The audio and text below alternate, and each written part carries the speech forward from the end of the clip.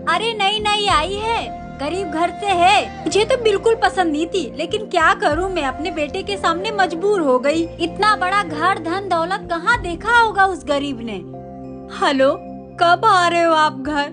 मुझे यहाँ पे अकेले कुछ अच्छा नहीं लग रहा है। क्यों, क्या हुआ? तुम इतने परेशान क्यों लग रही हो? माँ जी जब देखो तब मुझे खड़ी खोटी सुनाती रहती है, किसी के सामने कुछ भी बोल देती है वो। मैं माँ से बात करता हूँ। क्या करूँ मैं, मुझे कुछ समझ में नहीं आ रहा है। आप प्लीज जल्दी घर आ जाओ।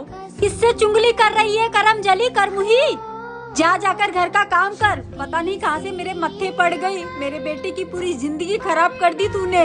माँ जी क्या मतलब है आपके इतनी दौलत शोहरत का, जब मुझे यहाँ इतनी गरीबी ही सहनी पड़ती है तो?